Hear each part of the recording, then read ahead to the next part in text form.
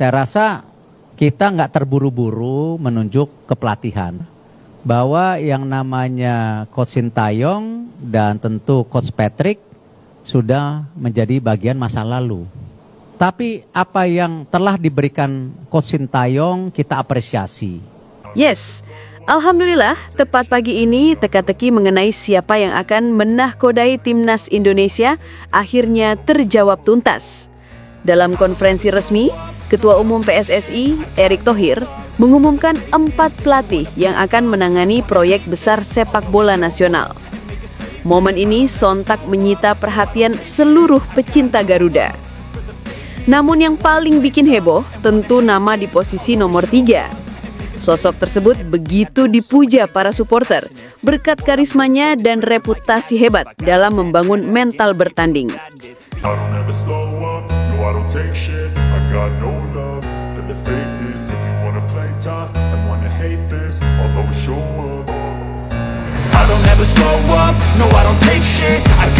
Banyak yang yakin kehadirannya bakal membawa perubahan besar dan energi baru bagi timnas. Kini, seluruh rakyat menantikan langkah awal mereka memimpin Garuda lebih tinggi. Begini faktanya teman-teman. Tapi sebelum masuk lebih dalam, Mimin minta tolong tonton video ini sampai selesai supaya tidak ada kesalahpahaman. Dan jangan lupa like serta share agar informasi ini menyebar lebih luas ke masyarakat sepak bola Indonesia. Belakangan ini lini masa sepak bola Indonesia panas. Bukan karena gol spektakuler atau kemenangan dramatis, melainkan desakan keras dari sebagian publik yang meminta Ketua Umum PSSI, Erick Thohir, mundur dari jabatannya setelah timnas Indonesia gagal meraih tiket menuju Piala Dunia 2026.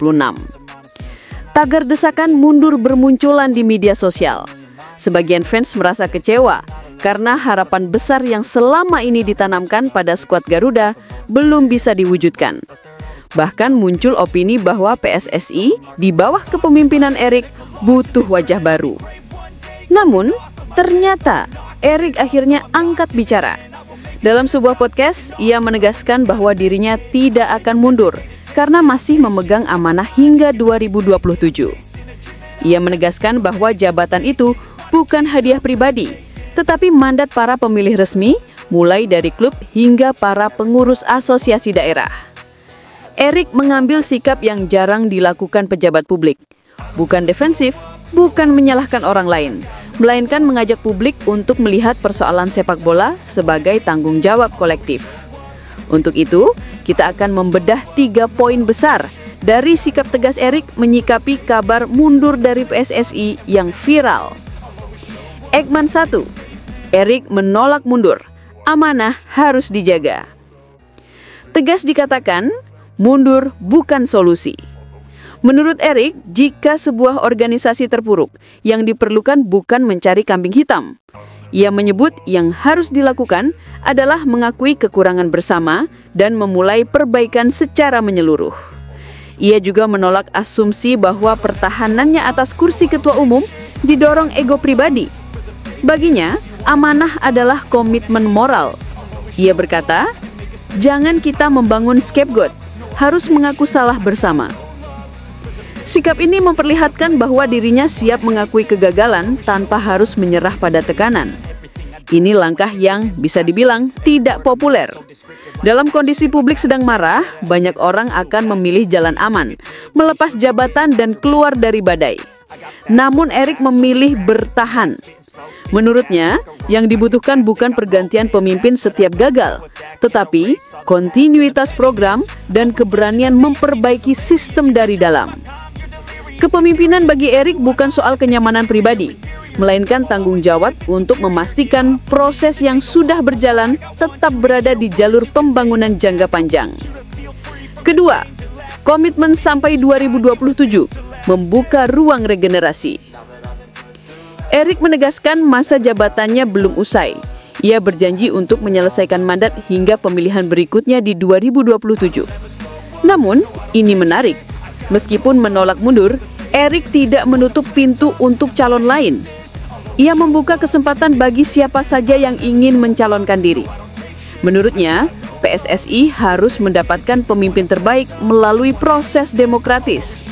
Bukan hanya itu, Erik ingin dalam 2 tahun sisa kepemimpinannya, transformasi sepak bola yang telah dikerjakan bersama pemerintah dan FIFA bisa berjalan optimal.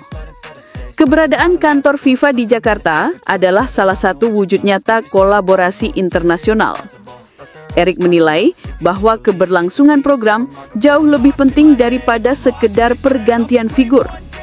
Karena pada akhirnya, perubahan dalam sepak bola tidak bisa terjadi dalam beberapa bulan saja. Butuh waktu bertahun-tahun untuk mengubah sistem pembinaan dan mentalitas kompetitif. Ia berkata, yang terpenting kontinuitas dan kesempatan bekerja tetap kita jalankan dengan kerja keras. Erik ingin fokus pada satu hal, meninggalkan pondasi kuat bagi masa depan sepak bola Indonesia. Yang ketiga, terbuka terhadap kritik, pintu diskusi dibuka. Yang menarik, Erik tidak menutup diri dari kritik publik. Baginya, suara masyarakat adalah bagian tak terpisahkan dari sepak bola. Ia berkata, "Saya bagian dari masyarakat sepak bola. Masa saya menutup kuping?" Ini menunjukkan bahwa ia memahami bahwa sepak bola adalah milik publik. Kritik bukan musuh, tetapi bahan evaluasi. Ia ingin menjadikan aspirasi publik sebagai bagian dari proses perbaikan. Tak ingin menciptakan jarak antara federasi dan pendukung. Menurut Erik, yang diperlukan bukan saling menyalahkan, tetapi kerja bareng dan diskusi terbuka. Ini penting, karena sepak bola Indonesia butuh budaya evaluasi yang sehat, butuh keberanian untuk berdiskusi, bukan sekedar berteriak di media sosial. Dalam pandangannya, selama ada ruang untuk kritik dan perbaikan, masa depan sepak bola Indonesia tetap cerah. Sebelum lanjut, silahkan tulis komentar terbaikmu di bawah. Bagaimana pendapatmu soal sikap Erick Thohir yang menolak mundur? Masih percaya proses atau ingin perubahan cepat?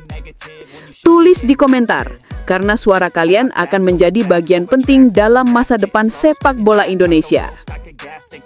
Eggman 4, dinamika publik, dua sisi mata uang. Fenomena ini menarik.